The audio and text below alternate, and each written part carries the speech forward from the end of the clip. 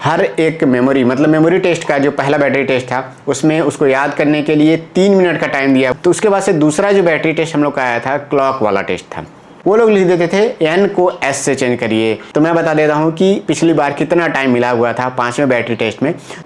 Hello everyone, welcome to the student. बहुत सारे लोग हैं जो एएलपी साइको का प्रिपरेशन कर रहे हैं और उनके बहुत सारे बैटरी टेस्ट में उतने अटेम्प्ट नहीं हो पा रहे हैं और बहुत ज़्यादा उन लोगों का कॉन्फिडेंस भी लो हो रहा है। और कुछ लोग हैं जो अभी एनटीपीसी की प्रिपरेशन कर रहे हैं और उसके बाद से वो लोग एएलपी साइको के प्रिपरेशन करेंगे। हालांकि बीच में वो लोग थोड़ा सा गैप दिए हुए हैं क्योंकि अभी एनटीपीसी का CBT1 का एग्जाम चल रहा है।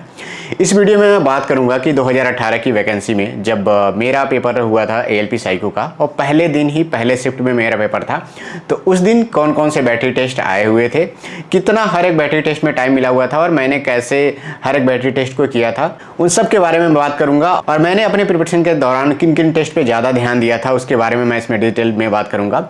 और ये वीडियो देखने के बाद डेफिनेटली मुझे लगता है कि सभी के मन में एक कॉन्फिडेंस आएगा, क्योंकि जो टाइम को लेकर के इशू है, बहुत कम टाइम में आप प्रिपरेशन कर रहे हैं। हर एक बैटरी के लिए जो आप लोग टाइम अभी डिसाइड किए हुए हैं वो टाइम कम है। उस समय हर एक बैटरी टेस्ट में कितना ज़्यादा टाइम ऐड किया गया था वो सब के बारे में हम बात करेंगे। और पहले दिन का पहला शिफ्ट का पेपर था, तो सभी लोगों को पता है कि बैटरी टेस्ट जो ब्रिक वाला था उसमें जो रिलेवेंस सीक्वेंस को चेंज किया हुआ था, तो वो मेरे ही शिफ्ट में पहले दिन का पेपर था और मैंने कैसे उसे देखा, ये सब चीज़ों के बारे में इसमें बात करूंगा। देखिए, मेरा रेलवे बोर्ड जो है वो गोरखपुर जोन था और मेरा CBT2 का जो पेपर था और साइको का पेपर था, दोनों एक ही सेंटर पे गया हुआ था। मतलब मेरा गोरखपुर ही सेंटर था दोनों एग्जाम का।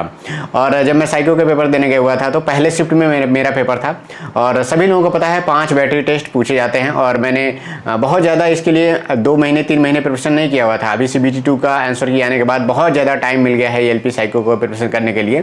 लेकिन इसी बीच में एनटीपीसी का एग्जाम चल रहा है, तो कुछ आप लोग एनटीपीसी का भी एग्जाम दे रहे होंगे और अभी तक मुझे लगता है कि सारे बैटरी टेस्ट के बारे में आपको आइडिया भी लग गया होगा और आपने कम से कम 2 4 5 टेस्ट कम से कम मिनिमम अपने टेस्ट सीरीज से दे ही दिया होगा।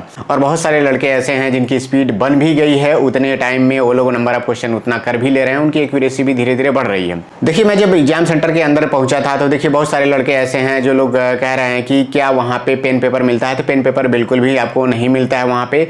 और एग्जाम जब आपका चलता रहता है तो उसी बीच में वो लोग वेरीफाई कराने के लिए आते हैं। जब आपने एग्जाम CBT2 का दिया होगा, CBT1 का दिया होगा, तो कभी आपने देखा होगा कि एग्जाम चल रहा होगा और उसी बीच में वो आ जाते हैं थंब लेने के लिए या फिर कोई भी नाम या सिग्नेचर कराने के लिए, इस तरह से आ जाते हैं। तो उस समय भी आए हुए थे, तो उसमें भी आपका कम से कम 5-10 सेकंड का नुकसान होगा। तो इसके लिए आप प्रिपेयर रहिएगा।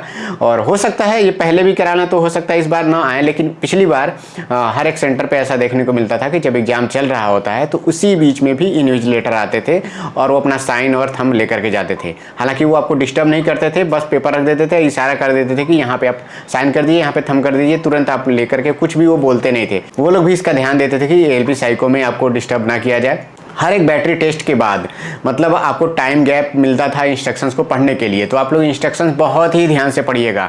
एग्जाम में जो आप पहले से करके गए हैं प्रैक्टिस, उससे कहीं डिफरेंट आपको देखने को वहाँ पे चीज़ें मिल सकती हैं जो कि इंस्ट्रक्शंस में मेंशन रहती है।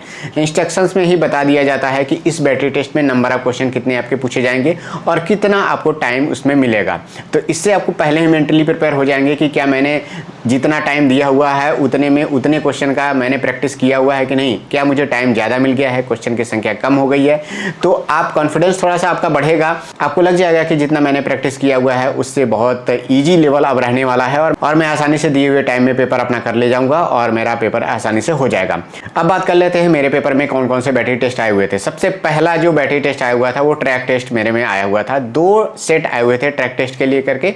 और मेमोरी टेस्ट में जनरली जब उस टाइम हम लोग प्रिपरेशन कर रहे थे तो हर एक बैटरी टेस्ट में मेमोरी वाला जो था उसको हम लोग 2 मिनट का टाइम क्वेश्चन वाला पेज देखते थे और 2 मिनट मतलब मेमोरी करने वाला जो पेज था, याद करने वाला, वो 2 मिनट के लिए टाइम मिलता था और उसको सॉल्व करने के लिए 2 मिनट टाइम हम लोग देते थे। लेकिन जब वहाँ पे हम लोग एग्जाम में पहुँचे तो वहाँ पे हर एक मेमोरी टेस्ट का जो पहला बैटरी टेस्ट था उसमें उसको याद करने के लिए 3 मिनट का टाइम दिया हुआ था, जो कि इंस्ट्रक्शन में पहले ही मेंशन कर दिया था। 12 पोजीशन थी ट्रैक की और उसमें 3 मिनट टाइम मेमोराइज करने के लिए मिला और 3 मिनट टाइम आपको ट्रैक को करने के लिए, सॉल्व करने के लिए मिला। तो जब आपको देखिए टाइम 1 मिनट बढ़ गया तो आपको एक्यूरेसी बढ़ानी पड़ेगी। एक्यूरेसी मेरा कहने का मतलब ये होता है कि तब अधिक से अधिक जो स्टूडेंट होंगे उनके सही होने वाले क्वेश्चनों की संख्या बढ़ जाती है। तो ऐसे में आपको भी अपने सही हुए क्वेश्चनों की संख्या बढ़ानी पड़ेगी। अगर आप पहले से ही दिमाग में बना के चले हैं कि मैं 2 सेट आएगा तो हर एक में 10 क्वेश्चन एकदम आसानी से सही करूंगा, उसी पे फोकस रखूंगा और दोनों में मिला करके मेरे 20 क्वेश्चन सही हो जाते हैं तो मेरा काम हो जाएगा। वो 2 मिनट के केस में हो सकता है ये ज़्यादा कारगर हो, लेकिन 3 मिनट के केस में आपको इससे संख्या बढ़ानी पड़ेगी, 22, 23, 24 तक ले जाना पड़ेगा।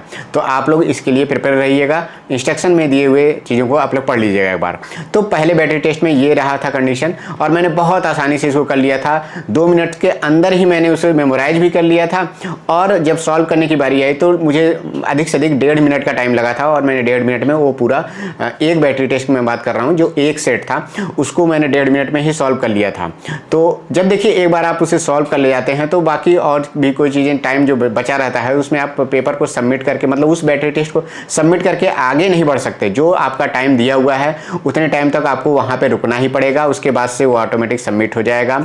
उसके बाद से इंस्ट्रक्शन वाला पेज खुलेगा अगले बैटरी टेस्ट का, जो कि अच्छा खासा टाइम रहता है। उस टाइम में आप इंस्ट्रक्शंस को आसानी से पढ़ भी सकते हैं। अपने आप को थोड़ा सा मेंटली प्रिपेयर करके रख लीजिए, या फिर आप अपनी आंखों को थोड़ा सा ब्लिंक कर लीजिए। आप आंखों को बंद कर सकते हैं, डीप ब्रीथ ले सकते हैं। इससे क्या होगा कि आप जो अभी तनाव में थे पहले बैटरी टेस्ट को लेकर के, वो थोड़ा सा रिलीज हो जाएगा।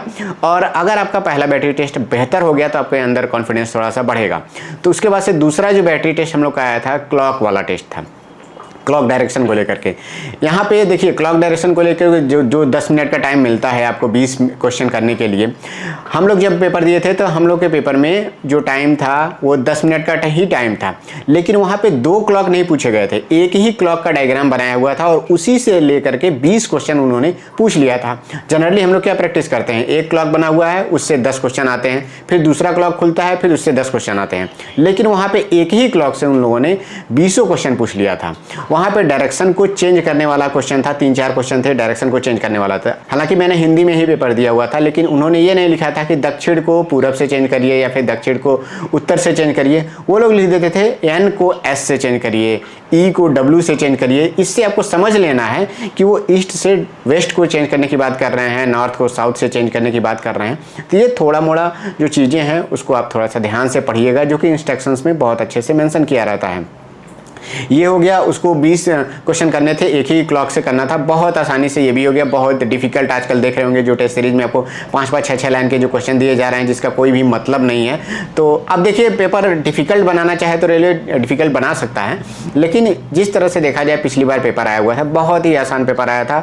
ईजिली आप एक बार स्टेटमेंट पढ़ते और तुरंत आप आंसर को फाइंड कर पाते थे। ठीक है, इसमें भी जो भी दिया हुआ टाइम था उससे पहले ही 1-2 मिनट पहले ही वो बैटरी टेस्ट हो गया था।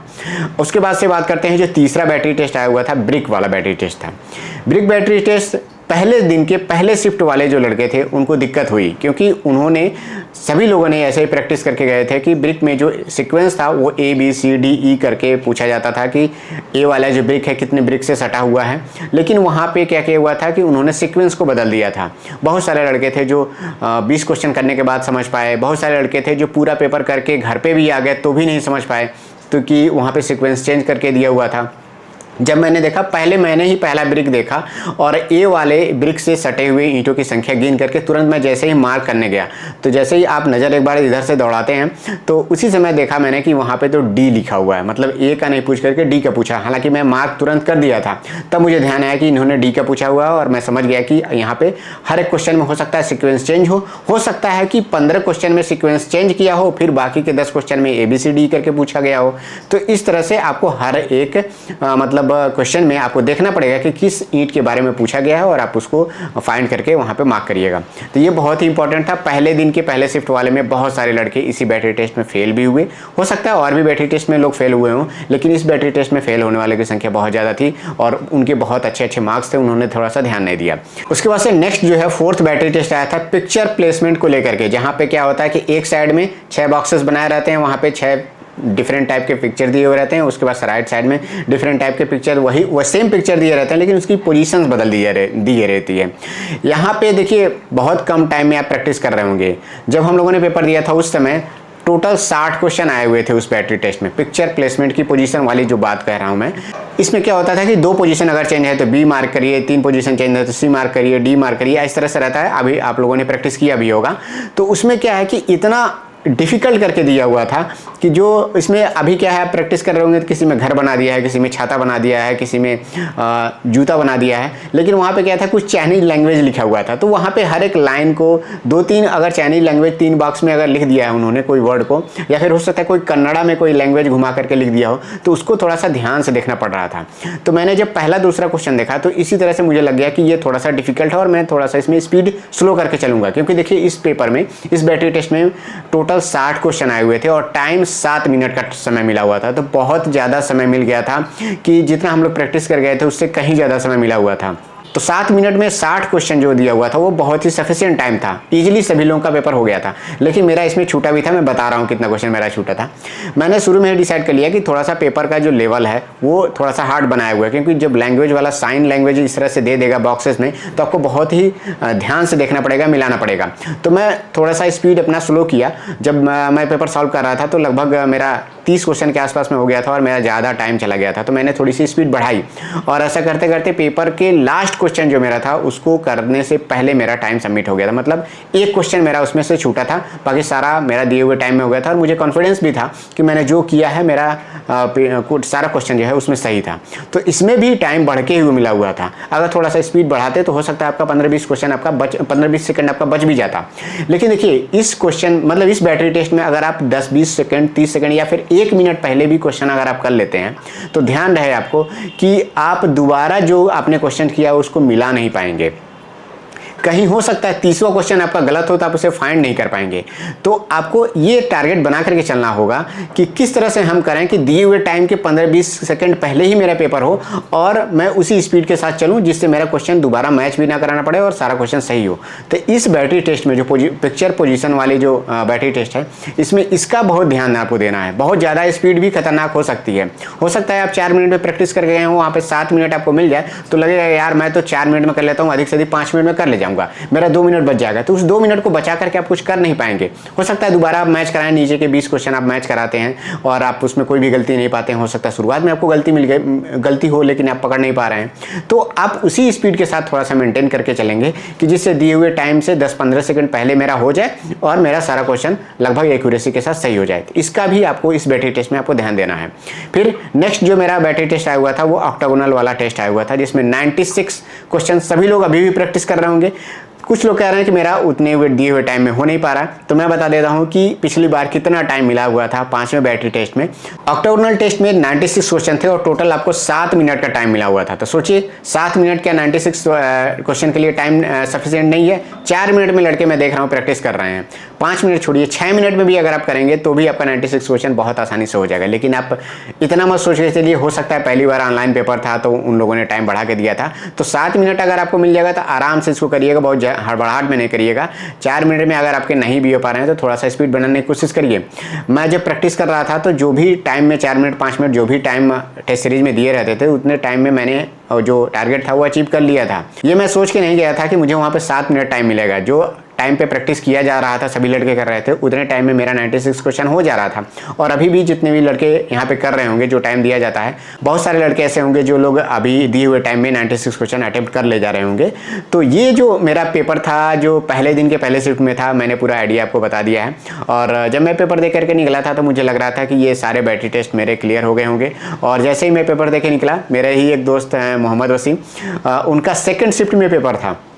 तो मैंने तुरंत उनको फ़ोन किया और मैंने ये बात ज़रूर उनको बताई कि जो बैटरी टेस्ट जो ब्रिक वाला है उसमें थोड़ा सा ध्यान दीजिएगा कि जो सीक्वेंस है वो चेंज करके दिया हुआ है। तो ये बहुत सारे लोगों ने बताया भी, ऐसा रिव्यू भी तुरंत आ गया था कि सीक्वेंस को चेंज करके दिया जा रहा है। तो जिन्होंने तुरंत वीडियो देख लिया तो वो पहले से अलर्ट थे और दूसरे शिफ्ट में और बाकी और भी जो दिन पेपर हुए थे उसमें लोग अलर्ट रहे और ब्रिक टेस्ट में उनका कोई नुकसान नहीं हुआ। पहले दिन वाले पहले शिफ्ट में थोड़ा सा नुकसान इसमें ज़्यादा हो गया। तो अभी जितने भी लोग एएलपी साइको का प्रिपरेशन कर रहे हैं उनको थोड़ा सा कॉन्फिडेंस लो हो रहा है कि दिए हुए टाइम में वो पेपर नहीं कर पा रहे हैं। प्रैक्टिस करते रहिए, धीरे धीरे करके अभी बहुत टाइम है, आपका पेपर पूरा हो जाएगा।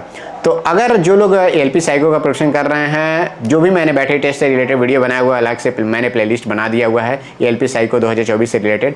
जो लोग वीडियो नहीं देखे हैं वो जाइए प्लेलिस्ट में देखिए। अभी मैंने पिछला वीडियो ट्रैक टेस्ट से रिलेटेड बनाया हुआ है और बहुत ही आसान ट्रिक के साथ मैंने बनाया हुआ है, तो आप जाकर के उसे देखिए। और अगर कोई और आपका भी डाउट हो, अगर टाइम को लेकर के आपकी स्पीड नहीं बन रही है, तो आप लोग कमेंट सेक्शन में जरूर पूछिए। और मुझे उम्मीद है कि ये जो वीडियो मैंने बनाया हुआ है आपका कॉन्फिडेंस बढ़ाएगा कि जितने भी लोग सोच रहे हैं कि मेरा पेपर होगा कि नहीं होगा, तो टाइमिंग को लेकर के थोड़ा सा ये निश्चिंत रहिए कि हो सकता है रेलवे, ज़्यादातर संभावना है कि जो पिछली बार टाइमिंग रहा है उसी अनुसार टाइमिंग इस बार भी दे और आपको टाइमिंग की कमी बिल्कुल भी नहीं होगी। बहुत ज़्यादा डिफिकल्ट लेवल की अगर आप देखिए प्रैक्टिस कर रहे हैं तो ठीक है, अच्छी बात है, प्रैक्टिस करना चाहिए, आपके पास टाइम है तो प्रैक्टिस करिए। लेकिन ये ध्यान रखिए कि पेपर का लेवल बहुत ज़्यादा उतना डिफिकल्ट पिछली बार तो नहीं रहा था, इस बार देखते हैं कैसा रहता है। तो मिलते हैं नेक्स्ट वीडियो में। Thank you, all the best.